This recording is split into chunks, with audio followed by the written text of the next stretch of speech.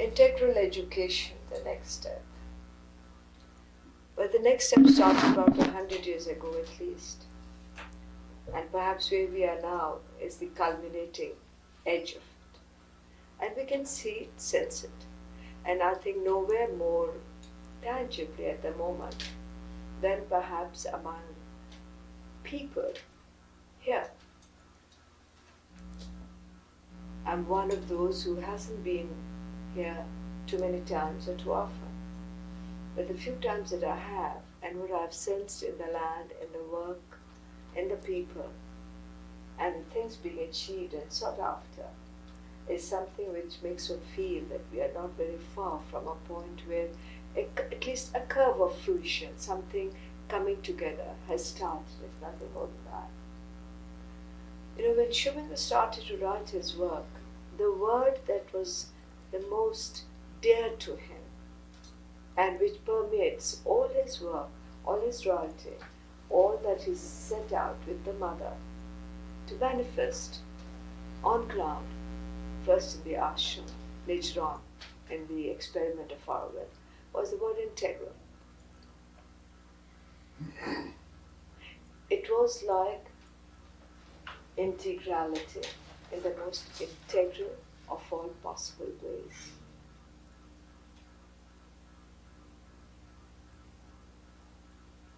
And he went on to say, which Mother formulated even more clearly, that a different kind of personality was the need of the hour.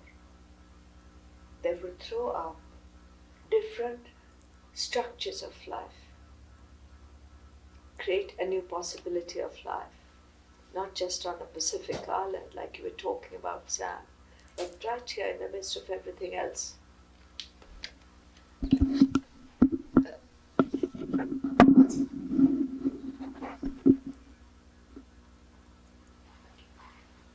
And as we know, Sri Aurobindo saw it as the next step in evolution.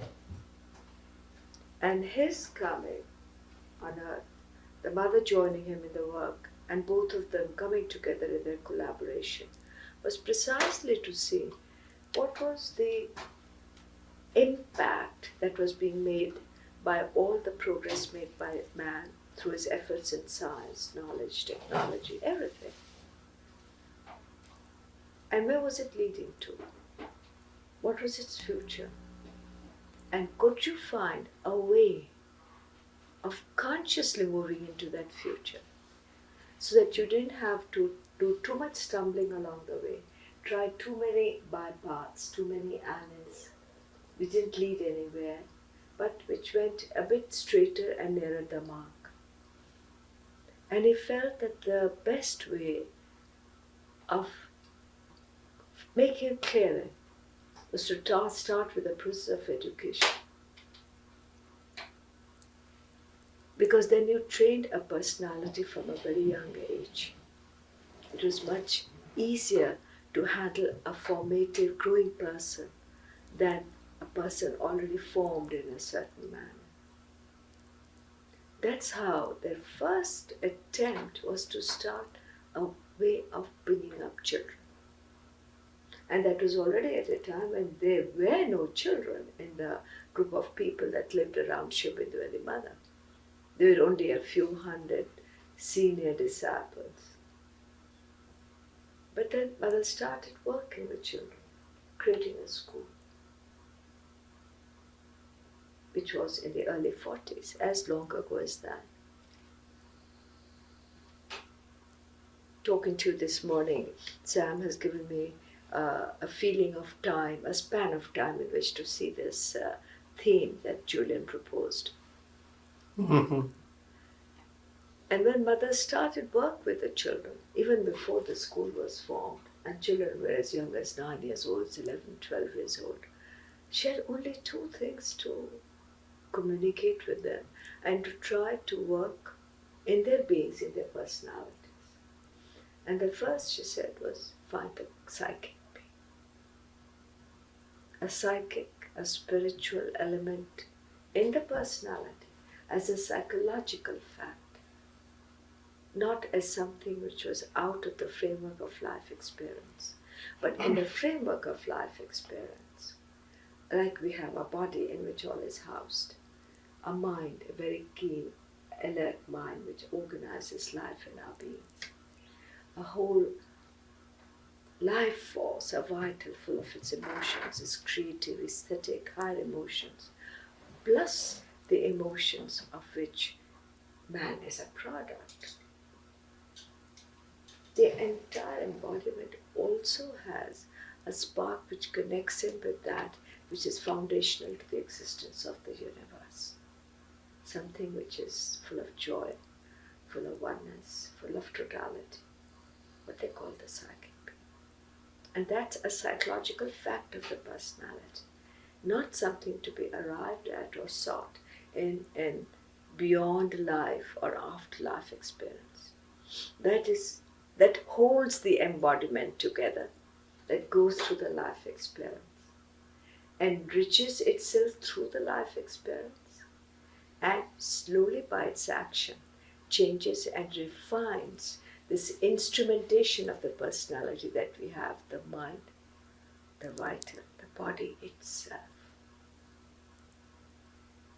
Now we frankly knew nothing of what the psychic being meant. She used the word. But it's interesting that even before formally setting up a school, which was meant to impart integral education, this is how she started. With nothing else. There were very few children. And she added one more comment to this. She said, be conscious of yourself. And sometimes she would try and explain it to us. Not that we could understand it at that age, but it was her way of putting something across and lighting a spark, which would perhaps, brighten our horizon years and years later. And she would say, Sam, be conscious. This is again one of the themes that she took up this morning. So you're responsible for what is going to follow equally. And she said, by which I mean at each movement of consciousness that comes up in you, whatever it be, don't look at it as good or bad. That was a very interesting psychological truth to get across to a child. It's neither good nor bad. Don't see it in terms of any kind of ethics or morality. Take it out, look at it, almost with a witness eye, and offer it to whatever you conceive to be higher, so that it can undergo a refining influence. And therein, the very seed of what we call a yogic practice of change in the quality of conscious being, throughout the range of our complex personality. The seeds are laid in those few words. There was no school, no classrooms, no books, no teachers, because there were very few students. But these two things which laid the basis, find your psychic being and be conscious. I've had years to reflect upon this and found how seminal and significant is the sheer start of the process. The process can seem to be an aggregate or a synthesis of many elements put together. But when I have tried to bring myself back to the root of it, the root is one, and it's seminal. It's an action of the total consciousness. And the psychic element is that which integrates the being. We know that our being is very disparate. We know that our mind functions in a million ways. Our vitals, our impulses, our desires, our ambitions, they function even in more diverse ways. And the body has its own knowledge and its own sense of being, which we're not even aware of most of the time, because the mind and the vital desires impose themselves on the body's intuitions. We don't let the body function on its own, though we are housed in it. So none of these elements of our being, of which we are normally conscious, are capable of integrating themselves into a whole. And if we look at the history of psychotherapy and psychoanalysis, in the western half of the world in the last 150 years. This is their problem. They know integration is difficult to arrive at. If it's arrived at, they don't know how it's done. What is it in the personality that makes the integration possible? And this is one thing that the mother and Sri Aurobindo identified. And they didn't see it as something which could not be explored, arrived at, lived by, at least at many times in one's life, if not all the time. That's a big endeavor. In the midst of life, as we are living and working. It was not a high altitude seeking, so to speak. It was an in-depth exploration which any human being could arrive at in the midst of life.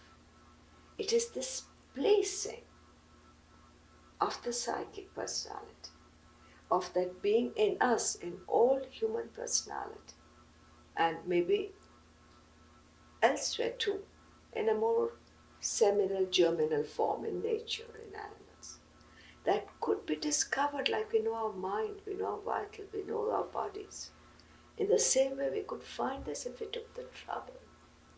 And even if we don't take the trouble, there certainly are moments in life when we have that contact and that experience and we don't quite realize what it is. Those moments when there is a sense of incredible joy, joy which bubbles over, that only comes from the psychic. It doesn't come from somewhere else. Its expression can be through something else, but its root is there. Its root is not in the vital. It must express itself through the vital, but its root is the psychic. That joy has its own quality. And that sense of span of time, Sam, that you're talking about, it comes from the psychic, not the mind. The mind knows the succession of moments. It doesn't know the continuum. That's the difference. It knows moments, one after another, and can add them up mathematically. But that continuum it is not able to know. After this, she let go her little class, her teachers, organized subjects, things you should learn, etc. And tried to show how even the process of teaching should carry on. And Sri Aurobindo had a marvelous phrase, there's nothing to teach, which was a very new experience for just 3 teachers who were there at that moment, with whom the school started. One of them was Louis' grandmother, my mother. She'd been a teacher. She said, but mother, in your school, obviously you want teaching to be done in a different way, so you better show us. It's not the usual way. She said, yes, I'll tell you. So she was actually guiding them. She said, nothing can be taught. If you can, by sheer atmosphere or contagion of your seeking, not because you have arrived at something, but because you're looking for something. You are seeking that deeper psychic element in you. That in itself can awaken a corresponding psychic element in anyone that you are with. And that has all human potentiality in it. We love talking of the human potential, right, children? We love trying to explore it in a million ways. And I think nowhere in the world is that attempt more rife at the moment than right here. But the deepest potential lies embedded right inside us. So the teacher's only role, if he has a role, is to put a child in his care or direct a child in that direction. Then he unfolds himself. And in that unfolding lie the possibilities of a full integration as the full personality develops, as the mind develops with age. The vital grows in fullness and its force and its urge for experience, the body in its own way. Then the unfoldment process itself becomes different, and that is an integral education. Not putting together subjects and this, that, and the other. It must happen, yes, and especially in the complexity of the world that we live in. But the real process is just this. I mean, it was a magnificent key to the process that I think she tried to make us feel how far we were able to seize upon it and how far our lives were molded by it is another issue. But that's what she set in motion. This was set in motion, say, about 60 years back now. Since then, the world has moved very rapidly in that direction. So rapidly that a culminating curve that we mentioned earlier, which perhaps could have happened in centuries, could be more near in the future. At least that's the sense one has. You know, one has a sensibility for the times, for the things that are happening. More one can't say. And it seems to be nearer than farther away. To go on another track, and so happens Sam is responsible for all that's happening in the course of today. He talked of Paris, talked of the Sorbonne. The biggest student upheaval of established systems of education that's taken place really started in 68, as we all know, either by personal experience or we've read about it or heard about it. I happen to have gone through that process, and if I'd only read about it, I don't think it would have been so real and vivid for me. And I remember writing about it to the mother, and she said she finds it very interesting, and she said, you keep writing to me and tell me what your impressions of it are. You know, Sam, right behind the barricades, I was to write to her and tell her what I felt it was. Initially, you didn't know what it was. But here was one of the oldest of the universities in the Western world. 11th century, the Sorbonne is. A bastion of rationality. Such a bastion that it would not even accept the work of Freud. It did not officially. Anyone who delved into the subconscious or the irrational was out of limits of the Sorbonne courtyard.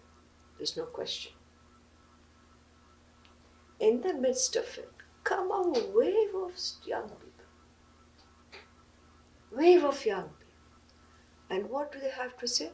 We don't want this education.